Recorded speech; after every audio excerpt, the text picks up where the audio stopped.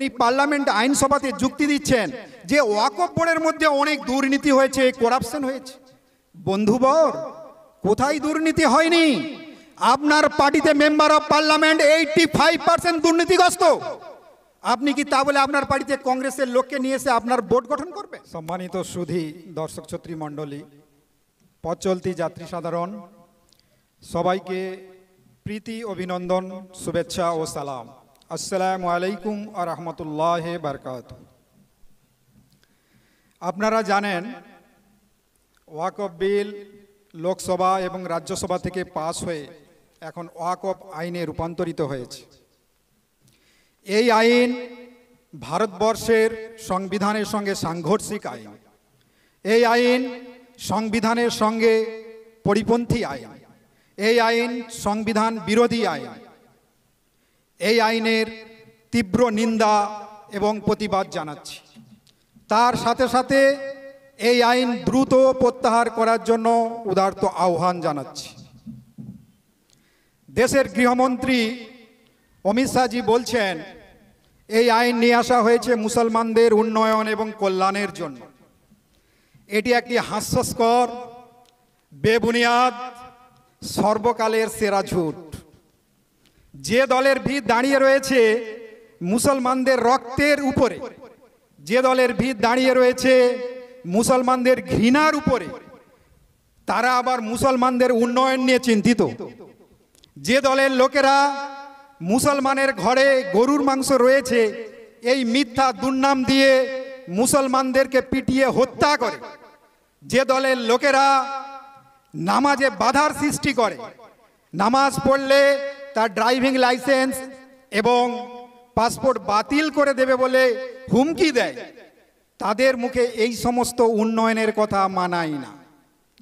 যে দলের লোকেরা মুসলিম নারীকে কবর থেকে তুলে ধর্ষণ করার কথা বলে এবং মুসলিম নারীকে ধর্ষণ করে হত্যা করে, তারপর আবার জেলে যায়, জেল থেকে যখন বের হয় তখন তাদেরকে ফুলের মালা দিয়ে বরণ করা হয়, সেই দলের লোকদের মুখে মুসলিমদের উন্নয়ন এবং কল্যাণ এই কথাটা মানায় না। যে দলের গোটা ভারতবর্ষ জুড়ে দেখলে একটা মুসলিম সাংসদ নেই, মুসলিমদেরকে যারা টিকিট দেয় না, তারা মুসলিমদের উন্নয়নের কথা বলে কি করে? এটা তাদের মুখে মানায় না। আমাদের এই আন্দোলন কোনো জাতির বিরুদ্ধে নয়, আমাদের এই আন্দোলন কোনো ধর্মের বিরুদ্ধে নয়, আমাদের এই আন্দোলন কেন্দ্রীয় সরকারের বিরুদ্ধে। এই আন্দোলন শুধু মুসলমানের আন্দোলন নয়, এটা গোটা ভারতবাসীর আন্দোলন, সমগ্র দেশবাসীর আন্দোলন। এটা সংবিধান বাঁচানোর আন্দোলন।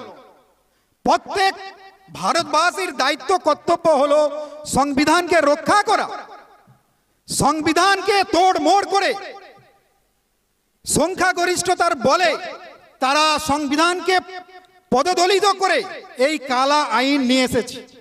ভারতবর্ষের সংবিধানে 24, 25, 26 নম্বর ধারাগুলিতে বলা হয়েছে যে প্রত্যেক জাতি, প্রত্যেক ধর্মের মানুষ তারা তাদের কৃষ্টি, কালচার, তামাদ্দুন, তাদের উপাসনালয়গুলি তারা নিজেরা সেগুলো রক্ষণাবেক্ষণ করবে, তার কমিটি তারা নিজেরা হবে।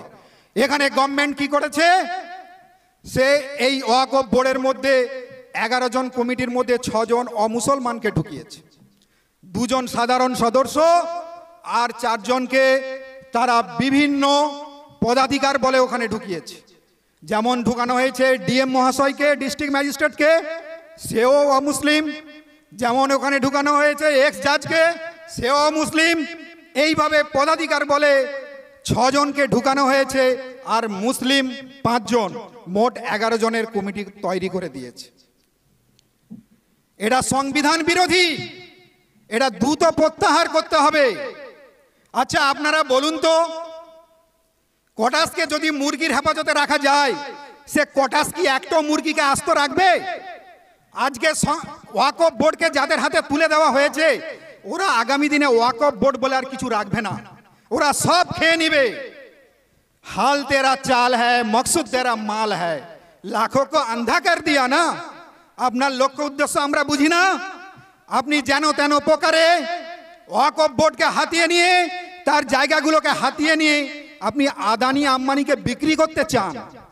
আপনার লক্ষ্য উদ্দেশ্য আমরা বুঝি। আপনি দ্রুত এই ওয়াকফ আইন প্রত্যাহার করুন। দেশের গৃহমন্ত্রী বলছেন এই আইন আনতে গিয়ে বলছেন উনি এই যে রাম মন্দিরে দুর্নীতি হয়েছে কয়েক হাজার কোটি কোটি টাকা, আপনারা সবাই জানেন। যেখানে রাম মন্দির হয়েছে বাবরি মসজিদের স্থানে তার পাশে একটি জায়গা মাত্র 2 কোটি টাকা দিয়ে কিনেছে।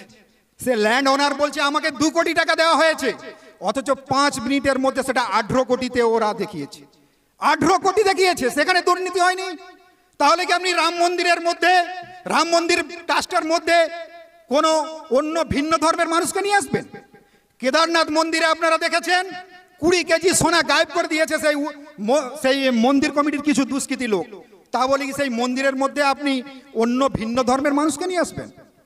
এ চলবে না। আপনি দ্রুত এই আইন প্রত্যাহার করুন। আমাদের শরীরে যতদিন রক্ত বইবে আমরা ততদিন এই কালা আইন প্রত্যাহার না হওয়া পর্যন্ত আমরা আন্দোলন চালিয়ে যাব। যতই আসুক ঝড় তুফান, ওয়াকফ বাঁচাতে ছাড়ব না ময়দান। ওয়াকফ বোর্ড জিন্দাবাদ, ভারতবর্ষ জিন্দাবাদ।